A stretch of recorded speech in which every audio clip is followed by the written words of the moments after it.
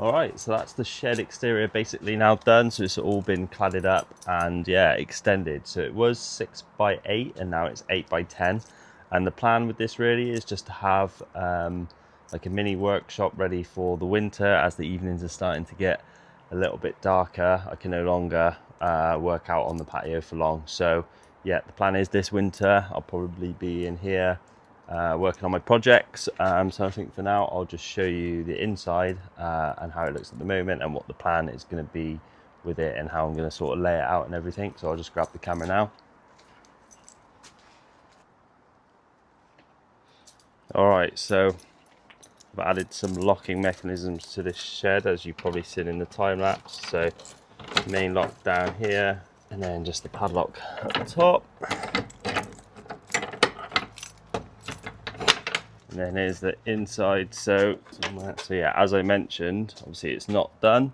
As you might have seen toward the end of the video is me breaking up the pallets there, which is going to be the wood for the workbench as well as some of this timber that I've already bought. So the end will be yeah, workbench. I'll probably have the tool chest on this side with a solid workbench across here, and then I can put things like the lawnmower underneath with a shelf, and then all of the parts for my motorbike project can just go on there, as well as some of the tools. So I've built like a temporary shelf there, a little bit wobbly, but that's literally just to get all of those cans and stuff off the floor whilst I build everything. So yeah, the plan really is to have one motorbike along this wall, and then the sort of project in the middle. I've got a ground anchor down there as well on the concrete base. So yeah, that's pretty much the goal with it. I'm going to start building the workbench now. So if I just take a step back, yeah, it's not huge, but it's a little mini workshop for me to be able to entertain some of my projects and maybe some sideline work.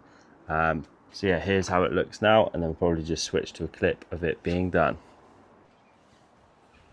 Okay, so here it is. The mini shed workshop conversion is pretty much complete, minus maybe a couple of like move arounds and just figuring out where some stuff needs to go. So yeah, as I mentioned in that previous clip, I wanted to build a bench along here. So I have done so just with some timber, and then the rest of it, like the legs and the top, is actually made out of pallet wood.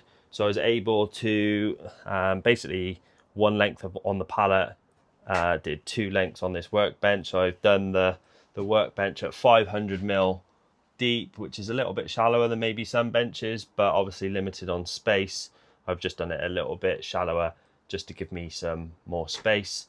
So if you've watched any of my previous videos, then you'll know about my current project, which is the Honda CB550. This is the frame back from the powder coaters, ready to sort of get put back together. So if you have sort of subscribed for that content, then I am going to be working on that soon, but I've had to put a little hold on that whilst I sort of entertain building this workshop ready for the darker evenings as we approach the winter in the UK. So as we move around, got some of my kit there, and then probably none of you really have seen this bike, which I've literally just picked up from my parents' house and moved it into the shed. So this is my 2003 Honda XR400 trail bike. So I do plan on getting out on this a little bit more over the winter, just when it's a little less hot and a little less overgrown. I might do a video on that separately, but I have done, yeah, quite a lot of work on this, but haven't really documented it too much. I've just sort of done bits and bobs as I've needed to. So yeah, got the CB550 wheels that I rebuilt in a previous video. Motorbike jackets, obviously trail jacket, and then probably the CB jacket. My Surly Midnight Special that is actually now crash damage, as some of you may know. I was hit by a car earlier this year, which is a little bit unfortunate. And then just some sort of picture frames that I found lying around. So that's just some Sri Lankan rupees that I framed earlier this year. And then if you can see that too well, but that's my old 1987 Nissan Bluebird that I put an SR20 engine in, and my friend Matt took that picture of me. I've literally just picked that up from my parents as well. So yeah, just wanted to finish this off with a clip of the final workshop. Obviously got the space there for the XR, and then the CB will go on this side as it starts to get reassembled, and I've got enough space to work either side. I didn't want a huge workshop that I would just end up filling with pointless junk and just overcrowding it. So so for me, this is enough space just to entertain my projects moving forward.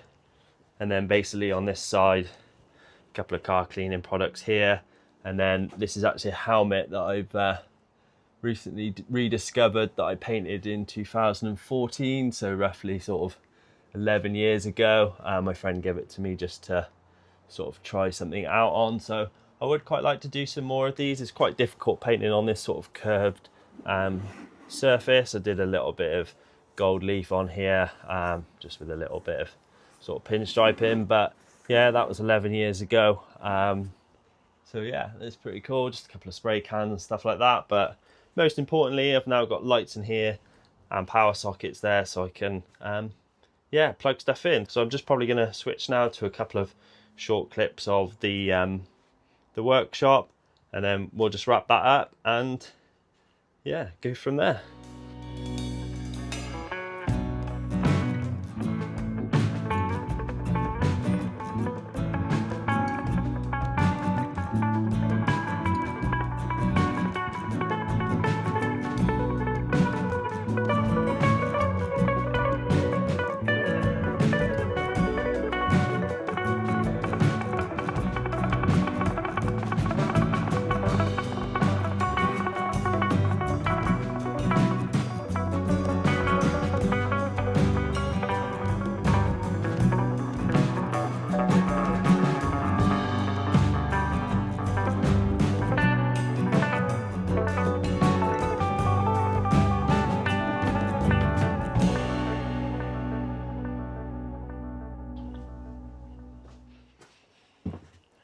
Okay, so I think I'm just going to wrap that video up there. There's not really too much else to show you in here. So I know it is just a large shed, but for me, it's a space where I can sort of entertain some of my projects, and I can work in here sort of as the evenings get a little bit darker. It's a little mini workshop for me, which is quite exciting. I've never really had a workshop of my own before, and I'm actually really happy on how this has turned out. I do just want to say a huge thanks to Joe, as always, for sorting the wiring out for me and the lights. It's gonna be a huge game changer moving into the sort of darker evenings, which is gonna allow me to be in here for longer and actually start getting this thing back together. So if you have subscribed to me previously and you're sort of here for the CB stuff, then frame is back, wheels are done, forks are done. It's gonna be rolling again very soon, and then start diving into the engine, which is gonna be pretty cool. So a couple of changes I might make in here. It'd be quite nice to have like a vise or a bench polisher, just make life a little bit easier for me when I come to sort of polishing up some of the chrome bits. And yeah, just making the place a little bit nicer. I've obviously got the XR400 back home now. I think it fits into this corner a lot better than I thought. I was worried that I was going to run out of space a little bit. So got the XR there. I might do some videos on that in the future.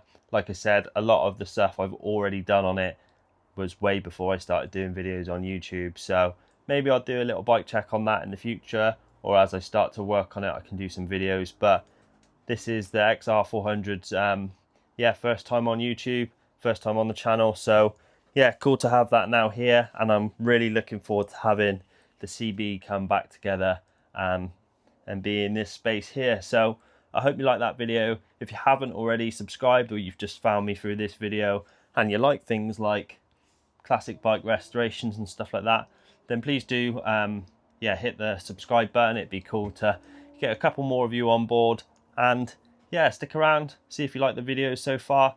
I've now got a mini workshop to build on my bikes. If you've sort of stuck around since the beginning, then thanks for that. But yeah, otherwise, I'll see you in the next one, where it will be probably getting this bike back together. Thanks for watching. See you in the next one.